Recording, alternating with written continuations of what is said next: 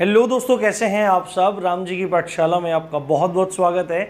उम्मीद करता हूं आप सब अच्छे होंगे और आपकी तैयारी भी बहुत ही बेहतर ढंग से चल रही होगी। हम लोग यूपीएसआई के लिए मूल विधि को पढ़ रहे हैं और हमने आरटीआई को चालू किया हुआ है। आरटीआई 2005 का जो एक्ट है, सूचना का अधिकार अधिनियम, उसमें एक लेक्चर पहले हो चुका है। आज ये एक लेक्चर है और इसके बाद एक और लेक्चर होगा। अगर आप ये तीनों लेक्चर कर लेते हैं तो आरटीआई से आपका एक भी क्वेश्चन नहीं छूटेगा, ये मेरी गारंटी है। इतने अच्छे तरीके से मैं आपको कवर करा रहा हूँ, साथ में आपको चीज़ें बहुत अच्छे से समझ में आ जाएंगी। तो बिना देरी किए चलिए शुरू करते हैं। आप इसका स्क्रीनशॉट ले लीजिए एक बार, फिर मैं आपको एक्सप्लेन करना शुरू करता हूँ। और इसमें ही मान के चलिए आपको बहुत सारे क्वेश्चन, लास्ट ईयर भी इसमें से बहुत सारे क्वेश्चन आपके आए थे और इस बार भी आने की संभावना है। तो देखो, दरोगा पद की तैयारी कर रहे हो तो थोड़ा एक्स्ट्रा तो पढ़ना पड़ेगा ही। आप लोग केवल आईपीसी और सीआरपीसी पढ़ के चले जाएंगे तो उसमें से आपको बहुत कम क्वेश्चन देखने को मिल जाएंगे और इसमें ज़्यादा मिल जाएंगे तो दिक्कत हो जाएगी। तो सब चीज़ पढ़ के जाओ। जब आपको दरोगा बनना ही है तो बाद में भी इन कानूनों की ज़रूरत पड़ने वाली है। तो जितने आप जानकार होंगे कानूनों के, उतने अच्छे दरोगा आप बन पाएंगे। तो अब से पहले हमने कुछ परिभाषाओं को देखा था। सूचना किसको कहते हैं, यहां तक हमने देख लिया था। और बौद्धिक संपदा और विदेशों से प्राप्त सूचना के बारे में जानकारी थी कि उनको सूचना नहीं माना जाएगा, मतलब उनको नहीं दिया जाएगा। अब और आगे डिटेल में डिस्कस करते हैं सब चीज़ें कि कैसे अप्लाई कर सकते हैं, कितने दिन में अपील हो सकती है। और अपील तो एक नेक्स्ट लेक्चर में पता लगेगा कि अपील क्या हो सकती है, कितने दिन में आपको सूचना देगा अधिकारी, अगर नहीं देता तो मतलब उसके खिलाफ क्या क्या हो सकता है। तो सबसे पहले जो हम परिभाषा देख रहे थे, सेक्शन 2 में परिभाषा थी, उसी में सेक्शन 2J है। सेक्शन 2J है जिसको हिंदी बोलेंगे 2 ये ई होता है। किसी को अगर पता ना हो तो बता देता हूँ। तो उसमें सीधे सीधे बोला गया है सूचना का अधिकार।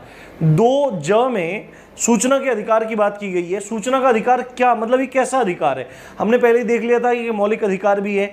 बट यहाँ पे इसकी क्या डेफिनेशन दी गई है, तो यहाँ पे डेफिनेशन दी गई है, सूचना का अधिकार एक ऐसा अधिकार है जो इस एक्ट के अधीन सूचनाओं तक पहुंच को सुनिश्चित करता है। यानी कि सूचना का अधिकार वो अधिकार है जो ये एक्ट है, आरटीआई जो एक्ट है, इसके अधीन आने वाली समस्त सूचनाओं तक पहुंच को सुनिश्चित करता है। यानी कि आप इस एक्ट के अधीन माने जाने वाली जो भी सूचनाएं हैं उनको प्राप्त कर सकें, ऐसा जो अधिकार है उसको सूचना का अधिकार कहा गया है। ये है सेक्शन 2J में। अब आगे बढ़ जाते हैं। ये लास्ट टाइम पूछा गया था पेपर में कि आरटीआई किस किस को प्राप्त है। जो राइट टू इंफॉर्मेशन है, जो सूचना का अधिकार है, ये अधिकार क्या कुछ स्पेशल लोगों के पास है या कुछ उम्र दराज लोगों के पास है या सरकारी नौकरी वालों के पास है या ये मजदूरों के पास है या कृषि वालों के पास है। तो आपको सीधे बोलना पड़ेगा कि सर ऐसा कुछ नहीं है। आरटीआई सेक्शन 3 कहता है कि आरटीआई सभी नागरिकों को प्राप्त एक अधिकार है। यानी भारत के प्रत्येक नागरिक को अधिकार है कि वह आरटीआई के माध्यम से सूचना प्राप्त कर सकता है। यह बात आपको ध्यान रखनी है, दी मोस्ट इंपॉर्टेंट फैक्ट है। अब उसके बाद है सेक्शन 4(1). मैंने आपको बताया था कि कुछ सेक्शन 15 जून 2005 को लागू हो गए थे, जिस दिन ये पारित हुआ था। तो उसमें सेक्शन 4(1) भी था और 5(1) और 5(2) भी थे। उसी तरह 12 था। आगे हमने काफी सारे आर्टिकल देखे थे, आपको थोड़ा याद होगी चीज। तो 4(1) में क्या है, तो जो लोक प्राधिकारी हैं, यानी कि लोक प्राधिकारी का मतलब यहां से लोक प्राधिकारी यानी कि ऐसे अधिकारियों से मतलब है जो सूचना प्रोवाइड करवाते हैं, मांगे जाने पर सूचना प्रोवाइड करवाते हैं, उनको लोक प्राधिकारी यानी लोक सूचना अधिकारी की तरह से आप इसको ले सकते हैं। तो लोक प्राधिकारियों की बाध्यताएं एवं उनके कर्तव्य दिए गए हैं किसमें, सेक्शन 4(A) में। ये आपको ध्यान रखना है। एग्जाम में डायरेक्टली पूछ सकता है कि लोक प्राधिकारियों की या लोक सूचना अधिकारियों की बाध्यताएं और उनके कर्तव्य कौन सी धारा में दिए गए हैं। तो आपको सीधे बोलना है कि सेक्शन 4(A) में दिए गए हैं। आपको लगेगा कि बहुत सारे सेक्शन हो गए हैं, तो माइनर एक्ट्स भी हैं। आप अगर बार बार रिवाइज करेंगे ना, इंटरेस्ट के साथ पढ़ेंगे तो आपको चीज़ें याद हो जाएंगी, रिवाइज करेंगे। और उसके बाद देखो, मैंने बोला है कि ये सारे एक्ट हैं। अभी पहले सारे एक्ट आपको करा रहा हूँ धीरे धीरे में। उसके बाद जैसे ही आपका एग्जाम टाइम आएगा, आपको इतनी ज़बरदस्त प्रैक्टिस करवाऊंगा मैं कि आपका क्वेश्चन छूटना इम्पॉसिबल हो जाएगा। बट आपको बस शेयर करना है और चैनल को सपोर्ट करना है। तो लोक प्राधिकारियों की बाध्यताएं, कर्तव्य, क्या कर्तव्य है, क्या बाध्यताएं हैं, ऐसी क्या मतलब उनके सामने कंपल्शन है, उनको क्या करके रखना पड़ेगा। तो इसमें बात लिखी गई है कि 120 दिन के भीतर सभी अभिलेखों को सूचीबद्ध करे और कंप्यूटराइज्ड प्रारूप में उन्हें रखे। यानी कि अगर कोई अभिलेख डिपार्टमेंट के पास आता है या विभाग से संबंधित कोई जानकारी आती है, कोई डॉक्यूमेंट आता है, तो जब से वो आया है उसके 120 दिन के भीतर, यानी कि 120 दिन के, 120 दिन का मतलब क्या होता है, लगभग 4 महीने, 4 महीनों के भीतर उस अभिलेख को सूचीबद्ध कर ले, उसको एकदम तरीके से सजा ले, तरीके से उसको रख ले, और साथ में क्या काम करे, उसको कंप्यूटराइज्ड प्रारूप में रख ले। यानी कि उसको अपने कंप्यूटर में रखे, कंप्यूटराइज्ड प्रारूप आप समझ गए होंगे, एक फाइल की तरह से, पीडीएफ की तरह से रखे। क्यों रखे, ऐसा ऐसा ऐसा क्यों जरूरी है, अभिलेखों को सूचीबद्ध क्यों करें, कंप्यूटराइज्ड प्रारूप में क्यों रखे? क्योंकि जब अगर सूचना मांग ली जाएगी, अगर इस संदर्भ में सूचना मांग ली जाएगी, तो सूचना देने में समय ना लगे, सूचना देने में समय ना लगे, फटाक से ये सब चीज तैयार रहेगी, सूचीबद्ध रहेगा मामला और कंप्यूटराइज्ड प्रारूप में रहेगा, तो सूचना एकदम से दे दी जाएगी। इसलिए ये कर्तव्य है। दूसरी बात, अगर किसी के वेतन से संबंधित कोई जानकारी चाहिए होगी, कोई सूचना मांगेगा, पारितोषिक यानी बोनस टाइप हो गया, बजट से संबंधित जानकारी मांगी जाएगी, अधिकार पत्र से संबंधित जानकारी मांगी जाएगी, फैसिलिटीज से संबंधित, सुविधाओं से संबंधित जानकारी मांगी जाएगी, तो लोक प्राधिकारी का कर्तव्य है कि वह सूचना देगा। और एक कर्तव्य और है कि सूचना देने के ढंग को सुलभ बनाएगा, यानी सूचना को आवेदक तक बहुत ही सरल एवं सुलभ तरीके से पहुंचाने का कार्य करेगा। यह काम है लोक प्राधिकारियों की बाध्यताएं की। जब यदि देखो, आप में से कुछ लोग बोल रहे थे, एक भाई बोल रहा था कि सर आप कौन सी बुक से पढ़ा रहे हैं, तो मैं आपको पहले ही बता देता हूं मैं कैसे कैसे पढ़ाता हूं। देखो मेरा मैटर तैयार करने का तरीका क्या रहता है, हालांकि कोई टीचर बताएगा नहीं, बता देता हूं आपको। मैंने जो संभावित क्वेश्चन हो सकते हैं उनको उठाया, जो बुक्स हैं, जो प्रीवियस ईयर क्वेश्चन है उनको उठाया, जो मेरे नोट्स हैं, जो वकील साहब के द्वारा बनवाए हुए हैं, हमने पढ़ा था, एडवोकेट साहब हैं उनसे थोड़ा पढ़ा था, क्योंकि मुझे नई नई चीज़ें पढ़ने का शौक रहता है, तो वो नोट्स हैं। और साथ में आरटीआई एक्ट पूरा नेट से, वो विकिपीडिया पे तो नहीं मिला था, उसका पूरा पीडीएफ मिल गया था। इन चारों को एनालाइज करके तब आपका लेक्चर तैयार होता है दोस्त, ठीक है। इसलिए आप इस चीज़ पे ध्यान मत दो, आपको दी बेस्ट कंटेंट देने की कोशिश करता हूं मैं, दी बेस्ट कंटेंट। शायद ही आपको इस तरह कंटेंट कोई और प्रोवाइड करवा पाए, करवा रहे होंगे बिल्कुल, क्योंकि मैं तो बहुत कम जानता हूँ, सीधी सच्ची बात है भाई, मैं तो बहुत कम जानता हूँ। मुझसे विद्वान लोग यूट्यूब पे हैं और उनको मैं आदर से प्रणाम करता हूँ, परंतु मैं अपनी मतलब हद तक प्रयास कर रहा हूँ कि आपको अच्छा कंटेंट प्रोवाइड करवा पाऊँ। तो बिल्कुल भी चिंता करने की ज़रूरत नहीं है, जो लोग पढ़ रहे हैं उनको पता होगा कि कितना अच्छा कंटेंट कितने कम समय की वीडियो में प्रोवाइड करवा देता हूँ मैं। अब छोटी वीडियोज़ बनाने का रीज़न ही ये रहता है। एक भाई बोल रहा था कि आप पूरा अध्याय क्यों नहीं पढ़ाते, भाई पूरा अध्याय 3 घंटे की वीडियो एक साथ डाल दूं क्या? पॉसिबल ही नहीं है, मेरे लिए पॉसिबल नहीं है, और आप भी उसको 3 घंटे तक नहीं देखने वाले हो। 20 मिनट की 18 मिनट की वीडियो है, फटाक से देखो और अपनी मैथ रीजनिंग की और जीएस वगैरह की प्रैक्टिस में लग जाओ। यही तरीका है तैयारी का। जो इस ढंग से चल रहा होगा उसका दरोगा बनना निश्चित है, ये बात आप गांठ बांध लीजिए। उसके बाद सेक्शन 5 बात करता है लोक सूचना अधिकारियों की नियुक्ति। अब ये जो लोक प्राधिकारी हैं, जो लोक सूचना अधिकारी हैं, इनकी नियुक्ति के बारे में बात की गई है सेक्शन 5 में। इसमें बात बोली गई है कि ये एक्ट है, ये एक्ट जब पारित हो गया उसके 100 दिन के भीतर भीतर केंद्रीय और राज्य सूचना अधिकारियों की नियुक्ति करे। और प्रशासनिक कार्यालय हैं, प्रशासनिक कार्यालय क्या होते हैं, जहां से पूरा का पूरा प्रशासन देखा जाता है, एडमिनिस्ट्रेशन देखा जाता है, कंट्रोल किया जाता है, पूरे विभाग को, पूरे के पूरे विभाग को कंट्रोल किया जाता है। साथ में किसको कंट्रोल किया जाता है, पूरे सिस्टम को कंट्रोल किया जाता है। उन प्रशासनिक कार्यालयों में सूचना अधिकारियों की नियुक्ति हो। तो सेक्शन 5 बोलता है लोक सूचना अधिकारियों की नियुक्ति, तो 100 दिन के भीतर, ये एक्ट में बोला गया था कि एक्ट के पारित होने के 100 दिन के भीतर भीतर केंद्रीय और राज्य सूचना अधिकारी की नियुक्ति की जाए, और जितने भी प्रशासनिक कार्यालय हैं उनमें सूचना अधिकारियों की नियुक्ति की जाए। ये बात सेक्शन 5 बोल रहा है। अब हम चलते हैं सेक्शन 6 की तरफ। बहुत इंपॉर्टेंट है, इसमें से फैक्ट पूछे गए थे। अब इसमें पूछा गया था कि मतलब कोई भी व्यक्ति किस तरह से आवेदन कर सकता है, किस तरह से आवेदन कर सकता है, उससे रिलेटेड कोई फैक्ट है, किस लैंग्वेज में आवेदन कर सकता है।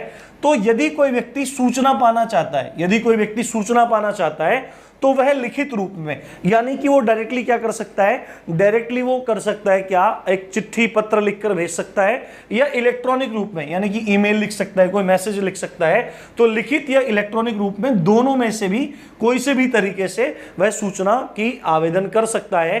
पर क्या देना होगा, उसको फीस देनी होगी। वो सूचना फ्री में नहीं मिलेगी, उसको फीस देनी होगी। और सामान्यतः ये फीस 10 रुपए रहती है। कितने रहती है, 10 रुपए उसको पे करना होगा और उसके बाद वह सूचना प्राप्त कर सकता है। तो व्यक्ति अगर सूचना प्राप्त करना चाहता है तो लिखित या इलेक्ट्रॉनिक रूप में प्राप्त कर सकता है और उचित फीस देकर वह सूचना को ले सकता है, जो फीस 10 रुपए है। अब भाषा क्या है, किस भाषा में ले सकता है, तो हिंदी में भी ले सकता है सूचना, इंग्लिश में भी ले सकता है और क्षेत्रीय भाषा में भी ले सकता है। देखो अपने एरिया में क्या चलता है, हिंदी बोलते हैं, सामान्यतः लोग हिंदी बोलते हैं, ठीक है, सामान्यतः हिंदी बोलते हैं लोग। और आसपास के जो राज्य हैं, बिहार है, झारखंड है और आपका छत्तीसगढ़ है, एमपी है, हरियाणा है, दिल्ली है, राजस्थान है, उत्तराखंड है, थोड़ा ऊपर चले जाएंगे आप कहाँ पे चले जाएंगे, हिमाचल में चले जाएंगे, तो हिंदी भाषी क्षेत्रों में हिंदी में ले सकता है पूरे इंडिया में, क्योंकि हमारी राष्ट्रभाषा भी क्या है, हिंदी है। तो हिंदी में पूरे इंडिया में ले सकता है, जहाँ हिंदी बोली जाती है वहाँ तो हिंदी में ले सकता है, इंग्लिश में भी ले सकता है। बट अगर थोड़ा नीचे जाएंगे, अगर आप महाराष्ट्र चले जाएंगे तो मराठी में ले सकता है, ठीक है, और कोलकाता में चले जाएंगे बांग्ला में ले सकता है, उड़ीसा में जाएंगे उड़िया में ले सकता है, आंध्रा में चले जाएंगे तेलुगु में ले सकता है, तमिल में ले सकता है, अपने अपने रीजनल लैंग्वेज में वो सूचना को प्राप्त कर सकता है। ऐसी कोई भी बाध्यता नहीं है कि हिंदी और इंग्लिश में ही उसको मिलेगी। अब प्रारूप क्या होगा, जैसे कि हम एप्लीकेशन लिखते हैं, यहाँ पे लिखते हैं ऊपर सेवा में श्रीमान फलाने फलाने महोदय, ऐसे लिखते हैं, उसके बाद विषय लिखते हैं, उसके बाद महोदय या महोदया लिख के अपनी बात लिखना शुरू कर देते हैं और लास्ट में लिखते हैं प्रार्थी और इधर लिख देते हैं दिनांक एवं वो, ये पूरा प्रारूप है। इसी तरह लेटर का प्रारूप होता है। तो सूचना देने के लिए कोई प्रारूप है, सूचना मांगने के लिए, सूचना के जो आवेदन, जो हम ऊपर आवेदन कर रहे हैं लिखित या इलेक्ट्रॉनिक रूप में, उसका कोई प्रारूप है क्या, तो कोई भी निर्धारित प्रारूप नहीं है। आप डायरेक्टली लिखो और तरीके से लिख दो, और निर्धारित प्रारूप ऐसा कोई नहीं है कि आप निर्धारित प्रारूप पर लिखें या निर्धारित कागज पर लिख के भेजें। आप सादे कागज पर लिखकर भी अपनी सूचना की प्राप्ति कर सकते हैं, ये बात कही जा रही है। उसके बाद मोस्ट इंपोर्टेंट, आवेदक से सूचना देने का कारण पूछ सकता है। अब मान लिया आपने कोई सूचना जानने की कोशिश करी, तो अधिकारी बोलने लगा कि भाई किस कारण से जानना चाहते हो, तो अगर आपसे पूछ रहा है किस कारण से जानना चाहते हो, तो आप सीधे कह दीजिए सर आवेदक से सूचना देने का कारण नहीं पूछा जाएगा, ये आरटीआई एक्ट कह रहा है। तो आवेदक से सूचना देने का कारण नहीं पूछा जाता। अगर उसने पूछी है तो वो सूचना आपको देनी पड़ेगी, बट उसमें कुछ शर्तें हैं, ठीक है। अब सेक्शन 7 की तरफ चले जाते हैं। सेक्शन 7 में है आवेदन का निस्तारण, यानी कि यदि किसी व्यक्ति ने सूचना प्राप्त करने के लिए आवेदन कर दिया है कि सर मुझे फलानी फलानी सूचना चाहिए, तो उसका निस्तारण कितने दिन में हो जाना जरूरी है। मतलब कि जैसे आज है 22 जून है, तो आज 22 जून को यदि मैं किसी विभाग में जाकर आरटीआई लगाता हूं, तो आज से 30 दिन के भीतर भीतर मेरी सूचना का निस्तारण हो जाना चाहिए। ये बात यहां पे कही जा रही है कि जब से आवेदन किया है तो 30 दिन के भीतर सूचना देगा। जो प्राधिकारी है, जो सूचना अधिकारी है, वो 30 दिन के भीतर भीतर क्या देगा, सूचना प्रोवाइड करवाएगा। बट इसमें थोड़ी एक बात है, यदि आपने सही विभाग के पास आरटीआई नहीं भेजी, सही जगह आपने नहीं भेजी, आपको भेजनी थी ए विभाग में, आपने भेज दी बी विभाग में, तो बी विभाग वाले को प्राप्त हो गई है वो ए विभाग से संबंधित। तो अगर अन्य विभाग से संबंधित है, अगर आपकी आरटीआई, जो आप आरटीआई में आवेदन कर रहे हैं, वो आवेदन अन्य विभाग से संबंधित है, तो जिस विभाग के पास पहुंचा है और जिस विभाग के पास जाना है, तो वो अधिकारी 5 दिन के भीतर भीतर उसको ट्रांसफर करेगा, स्थानांतरित करेगा। अब बात आपको समझ में आई है। हम माने कि कृषि विभाग है और एक है पशुपालन विभाग। अब आपने क्या किया, दोनों मिलते जुलते हैं, ठीक है, मिलते जुलते दोनों हैं। तो आपको लगा कि कृषि विभाग के अंतर्गत ही पशुपालन विभाग आता होगा, तो अपने कृषि विभाग के आपको पशुपालन विभाग की जानकारी चाहिए, पर आपने डाल दी कृषि विभाग में। तो कृषि विभाग क्या काम करेगा कि आपका जो आवेदन है वो उनके विभाग से संबंधित नहीं है, वो उसको मैक्सिमम 5 दिन में क्या करेंगे, स्थानांतरित करेंगे पशुपालन विभाग के अधिकारी के पास। और क्योंकि 5 दिन में स्थानांतरण होगा, तो सामान्यतः आवेदन के 30 दिन के भीतर सूचना दी जाएगी। पर यदि विभाग अलग है तो सूचना देने की अवधि स्थानांतरण के समय को जोड़ते हुए 30 + 5 35 दिन हो जाएगी। कितने दिन हो जाएगी? 35 दिन हो जाएगी। तो सामान्यतः 30 दिन में सूचना प्रोवाइड करेगा। अगर अलग विभाग से संबंधित है तो स्थानांतरण के समय को मिलाते हुए 35 दिन हो जाएगा। और यदि सूचना किसी के जीवन से संबंधित है, यदि कोई व्यक्ति किसी के जीवन के लिए या उसके जीवन की स्वतंत्रता के लिए सूचना मांग रहा है, तो फिर यह समय 30 दिन नहीं होगा, 48 आवर्स के अंदर अंदर, 48 घंटे के अंदर अंदर सूचना प्रोवाइड करवाना जरूरी होगा। यह बात लिखी गई है। और एक बात और है, यदि मानवाधिकार संबंध में कोई आप बात कर रहे हैं, यदि आप किसी के मानवाधिकार से संबंधित कोई बात कर रहे हैं या कोई तीसरे पक्ष यानी कि किसी अन्य व्यक्ति के बारे में बात कर रहे हैं, मतलब आपसे डायरेक्टली रिलेटेड नहीं है, आप तीसरे व्यक्ति से संबंधित कोई सूचना प्राप्त करना चाहते हैं, तो उसमें समय होगा 45 दिन का। सामान्यतः समय होगा 30 दिन का, 30 दिन के अंदर प्रोवाइड करवाएगा। अगर स्थानांतरण का समय है दूसरे विभाग की है तो 35 दिन हो जाएगा। किसी की जीवन या स्वतंत्रता से संबंधित है तो 48 घंटे में सूचना देनी होगी। और मानवाधिकार या किसी तीसरे व्यक्ति से संबंधित कोई मुद्दा है, उसकी जानकारी आपको चाहिए तो 45 दिन मैक्सिमम होगा। अब ये तो है कि सूचना इतने दिन में प्रोवाइड करवा दी जाएगी, बट इसमें क्या चीज है, सूचना देने से मना भी की जा सकती है। सूचना अधिकारी सूचना देने से मना भी कर सकता है। किसके अकॉर्डिंग? धारा 8 के अकॉर्डिंग और धारा 9 के अकॉर्डिंग। जो सूचना अधिकारी है, यदि क्या है वो सूचना दे रहा है, ठीक है दे रहा है, पर यदि वो बोल देता है कि आपको मैं धारा 8 और धारा 9 के अंतर्गत सूचना देने में असमर्थ हूं, तो वो मना कर देगा। अब धारा 9 में क्या है? धारा 9 में है यदि वह सूचना अधिकारी के पहुंच से बाहर है। सपोज करो आपने किसी सूचना के लिए आवेदन डाला और उसके पास सूचना थी, तो वो दे देगा 30 दिन में। अगर वो दूसरे विभाग से संबंधित है तो दूसरे विभाग को भेज दी जाएगी, वो फिर आपको 35 दिन में मिल जाएगी। यदि वो किसी किसी के जीवन से या स्वतंत्रता संबंधित है तो 48 घंटे में मिल जाएगी। और मानवाधिकार या तीसरे पक्ष से संबंधित है तो 45 दिन में मिल जाएगी। बट अगर इनसे अलग कोई मुद्दा है और अधिकारी कहता है कि मेरे पास ये सूचना है ही नहीं, मेरी पहुंच से बाहर है सूचना, तो अधिकारी धारा 9 का प्रयोग करते हुए उसको सूचना देने से मना कर देगा और कह देगा भाई ये मेरे पहुंच से बाहर है, महोदय ये मेरी पहुंच से बाहर है। या फिर धारा 8 का हवाला देते हुए भी वो सूचना देने से मना कर सकता है। अब देखते हैं धारा 8, सूचना प्रकट करने से छूट। कब कब किसी लोक अधिकारी को, लोक सूचना अधिकारी को सूचना प्रकट करने से छूट दी जाती है? तो सबसे पहली बात, यदि कोई व्यक्ति ऐसी सूचना मांगता है जिससे भारत की एकता व अखंडता पर खतरा बन जाए, तो वह धारा 8 का प्रयोग करते हुए उसके आवेदन को निरस्त कर सकता है और मना कर सकता है।